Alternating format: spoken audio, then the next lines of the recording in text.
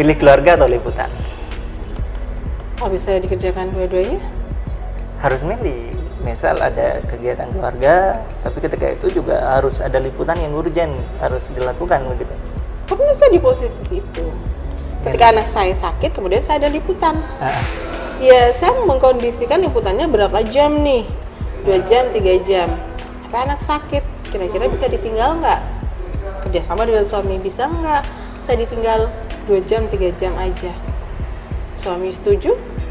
Ya sudah, berangkat. Kalau suami nggak setuju, jangan anaknya benar-benar kurang pulih. Oke, kalau tidak bisa ditinggal, kemudian liputannya juga penting gitu. Harus milih yang mana nih? Ada di persimpangan nih, harus ke kiri apa ke kanan gitu. Ya, karena saya masih berstatus seorang istri, ya pasti ngikut suami dulu ya. Ikut suami dulu. Ikut Berarti suami dulu. ya, keluarga dulu ya. Keluarga dulu. Oke. Jadi my family agamis banget.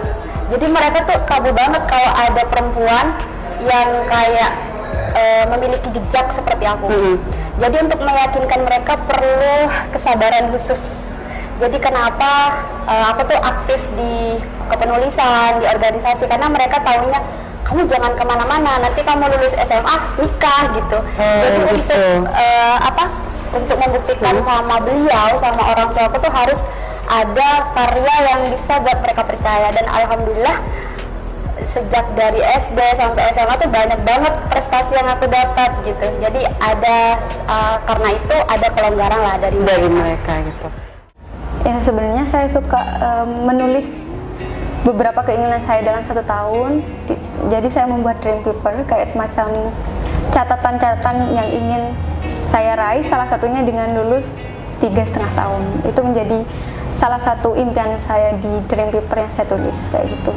Oke, kenapa seorang Evi ini harus lulus cepat gitu? Apa impian selanjutnya? Ya, yang pertama saya ingin meneruskan ke jenjang ya. Kemudian karena bapak saya petani dan juga ibu saya yang hanya pedagang kecil kayak gitu, menghemat biaya aja kayak gitu. Karena saya bukan bidik misi kayak gitu.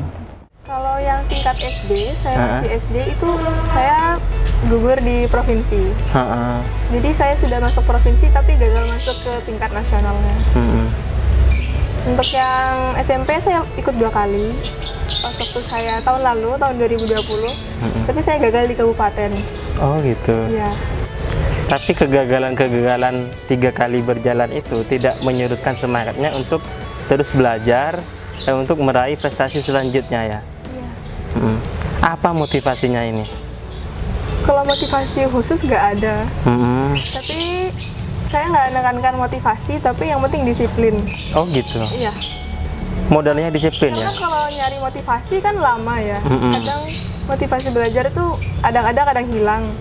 Jadi yang penting harus disiplin. Oke. Ini juga ingin membahagiakan orang tua kan? Iya. Kalau sukanya itu kita dapat banyak produk sih. Kita bisa nyobain produk-produk gratis, bahkan kayak produk yang belum launching aja kita bisa coba duluan. Terus juga dapat uang sih dari beberapa, itu aku juga suka. Terus juga kesukaan yang lain itu karena ini tuh bener-bener apa yang aku minati gitu. Ini bener-bener passion aku di sini. Jadi aku jalaninnya itu dengan seneng gitu aku ngejalaninnya. Kalau dukanya itu seperti biasa ya, komenan netizen. Pasti ada aja hate speech di komentar-komentar gitu guys. Jadi ya gitu doang sih dukanya, tapi nggak apa-apa.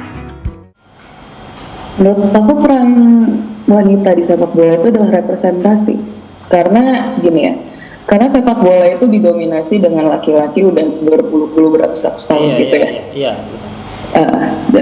Sangat didominasi laki-laki. Ketika ada wanita di situ, itu adalah salah satu representasi untuk orang-orang di luar sepak bola bahwa wanita tuh juga mampu melakukan apapun yang sama dengan laki-laki gitu misalnya.